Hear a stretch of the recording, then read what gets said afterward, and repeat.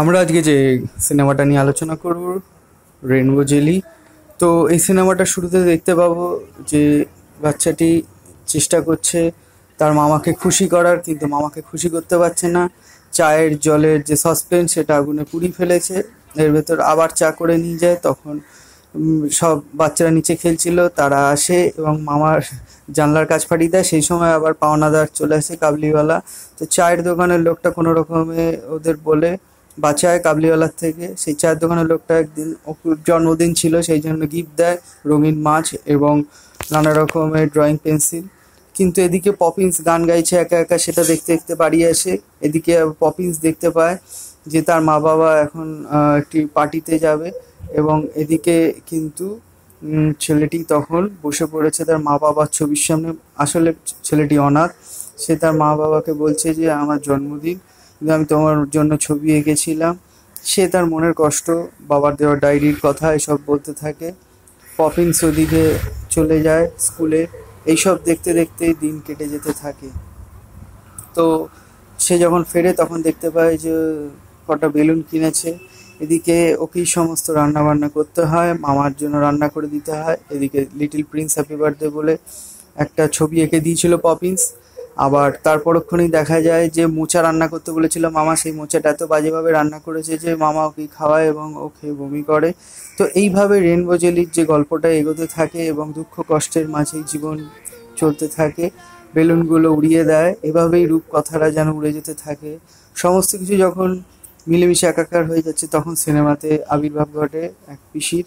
সেই পিসি ওকে নতুন করে ভাবনা চিন্তার জায়গায় নিয়ে যায় এবং সেই তাকে রান্না করে দিতে থাকে, এবং মামাকে সেই বিভিন্ন রকম রান্না করে খাওয়ায়। যাই হোক, পিসি খিদে পেয়েছিল, ওর জন্য সামনের দোকান থেকে চা নিয়ে আসে এবং চা বিস্কুট খাইয়ে পিসিকে শান্ত করে, এবং এইভাবেই এগোতে থাকে। আবার কাবলিওয়ালা এসে জিজ্ঞেস করে, তখন বলে 7 দিনের ভেতরেই ফিরে আসবে মামা, তোমার যত টাকা নিয়েছি সমস্ত কিছু শোধ করে দেবে। কারণ পিসি বলেছে 7 দিনের ভেতরে একটা মিরাকেল হতে চলেছে।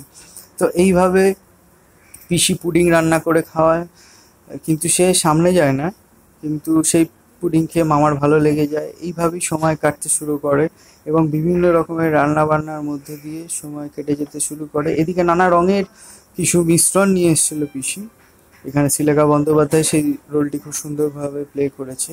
আর এদিকে দুটি বাচ্চা পপিন্স এবং আহ, যে চরিত্রটি রয়েছে, ও কিন্তু এইভাবেই বেঁচে থাকতে চেষ্টা করে।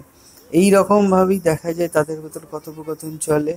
তারা একে অপরের সাথে কথা বলে, একে অপরের ভেতরে একটা ভালো লাগা তৈরি হয়। কিন্তু এদিকে পপিন্সের প্রচণ্ড শরীর খারাপ হয়, এবং এর পরবর্তীতে সে তার মাকে ফোন করে বাড়িতে যে কাজের মাসি ছিল সে জানায়, এবং পপিন্স তাকে মাকে জানায়, কিন্তু মা আসতে পারে না। কিন্তু পরে এগোতে থাকে। এদিকে দেখা যায় মামার কাছে একটা রোবট, সেই রোবটের পাসওয়ার্ড দিয়ে খুলতে পারছে না। যদি খুলতে পারে তাহলেই কিন্তু গুপ্তধন পেয়ে যাবে, অর্থাৎ এখানে মা বাবা যা রেখে গেছে সেই টাকাটা পেয়ে যাবে। এইদিকে রাত্রির বেলায় আবার সেই পাওনাদার আসে, পাওনাদার এসে ঘুরে যায়। এদিকে পরের দিন সকালে আবার যখন ও রাস্তা দিয়ে যাচ্ছিল, পাড়ার অন্য ছেলেরা ধরে ওকে, ধরে জিজ্ঞাসা করে, কিন্তু তখনও বলে যে লিটল প্রিন্স লিখে দিয়েছে, পপিন্সের নাম আমি জানি, তোদের তো এসব দেয়নি। তো এইভাবে একটা সময়, একটা ভাবনা চিন্তা, একটা রূপকথা এর ভেতর দিয়ে এগোতে থাকে। আর ওর মামাকে নানা জিনিসও খাওয়াতে থাকে। এরকমই একদিন খাওয়াতে গেল এবং সে সময় দেখলো রোবটটা হঠাৎ করে গন্ডগোল করবে। রোবটকে নানা পাসওয়ার্ড বলছে, কিন্তু পাসওয়ার্ড অনুযায়ী কিছুই কাজ হচ্ছে না। এদিকে পিসি ওকে দিল পপিন্স, সেই পপিন্সও পৌঁছে দিল পপিন্সের কাছে। ও তো খুবই আনন্দিত হলো নানা রঙের যে এই লজেন্সগুলো পেয়ে, এবং এরকমভাবেই একদিন পিসি রান্না করে দিল ওকে রেনবো জেলি।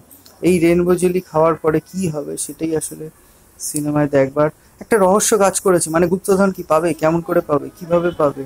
ও তো একটি রূপকথার ভেতর রয়েছে, সেখানে মায়ের ছবি আঁকছে, সেখানে চা করছে।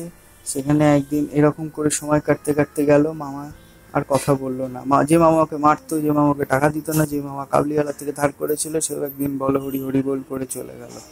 তো এভাবেই যখন আবার একটা সমস্যার ভেতরে পড়ে গেল, সেই সময় দেখা যাবে যে মা বাবার ছবির সামনে কাজ, যে পপিন্সের সাথে কথা বলছে, পপিন্স ওকে জিজ্ঞেস করছে কে মারা গেছে, বলছে মামা মারা গেছে।